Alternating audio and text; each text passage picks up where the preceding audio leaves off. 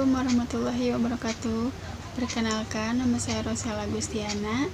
Saya dari Universitas Pancasakti Bekasi, Fakultas Ekonomi dan Bisnis, Prodi S1 Manajemen, kelas C malam.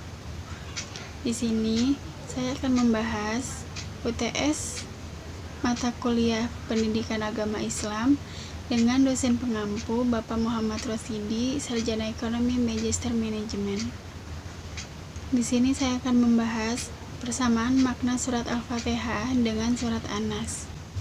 Surat Al-Fatihah yang berbunyi A'udzubillahiminasyaitonirrajim, Bismillahirrahmanirrahim, Alhamdulillahirabbil alamin, Ar-Rahmanirrahim, Maliki yaumiddin, Iyyaka na'budu wa iyyaka nasta'in, Ihdinas siratal mustaqim, siratal ladzina an'amta 'alaihim ghairil maghdubi 'alaihim waladdallin. Amin. Makna yang terkandung dalam surat Al-Fatihah yaitu memiliki 7 ayat dan sebagai surat pertama yang diturunkan di kota Mekah di dalam kitab suci Al-Quran, yang juga menjadi menu sehari-hari umat Islam dalam menjalankan ibadah. Tak hanya menu sehari-hari, surat Al-Fatihah telah menjadi nafas umat Islam di belahan dunia. Untuk itu, pengertian dan isi makna dari surat Al-Fatihah menjadi penting untuk kita ketahui sebagai umat Islam. Isi pokok akidah termaktub dalam ayat 2 yang bunyinya Alhamdulillahirabbil alamin. Ayat ini merupakan pernyataan seorang hamba yang menyatakan bahwa hanya Allah lah yang memiliki kesempurnaan. Isi pokok ibadah termaktub dalam ayat Iyyaka na'budu wa iyyaka nasta'in. Ayat ini merupakan pernyataan seorang hamba yang menyatakan bahwa kita beribadah itu hanyalah kepada Allah. Isi pokok tentang hukum-hukum termaktub dalam ayat Ihdinas siratal mustaqim. Ayat ini merupakan permintaan seorang hamba agar ditetapkan dalam hukum atau peraturan Islam. Surat An-Nas. Surat An-Nas yang berbunyi Bismillahirrahmanirrahim, Qul a'udzu birabbin nas, malikin nas, ilahin nas, min syarril waswasil khannas, allazi yuwaswisu fi sudurin nas, minal jinnati wan nas. Makna yang terkandung dalam surat An-Nas.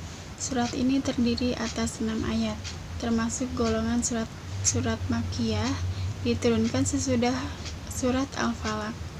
Nama An-Nas diambil dari An-Nas yang berulang kali disebut dalam surat ini, yang artinya manusia.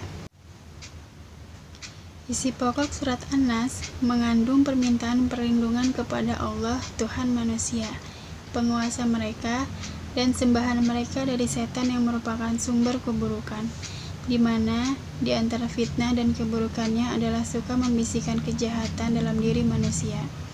Ia berbagus sesuatu yang buruk kepada manusia dan memperburuk sesuatu yang sebenarnya baik. Ia mendorong manusia mengerjakan keburukan dan melemahkan manusia mengerjakan kebaikan. Selain itu, isi pokok surat An-Nas berisi tentang rububiyah Allah, uluhiyah Allah, dan mulkiyah Allah. Jadi dapat disimpulkan bahwa persamaan makna surat Al-Fatihah dengan surat An-Nas yaitu meminta perlindungan dan pertolongan kepada Allah agar diberi jalan yang lurus, diberi kemudahan dalam segala urusan kita, dan dihindari dari godaan syaitan atau keburukan-keburukan yang terjadi dalam kehidupan kita. Karena kepada siapa lagi kita meminta perlindungan kalau bukan kepada Allah SWT yang Maha Pengasih lagi Maha Penyayang. Dan hanya kepada Allah kita beribadah dan menyembah, karena Allah Sang Penguasa yang telah menciptakan kita semua. Terima kasih. Sekian presentasi yang dapat saya sampaikan. Kurang lebihnya mohon maaf. Wabillahi taufiq wal hidayah. Wassalamualaikum warahmatullahi wabarakatuh.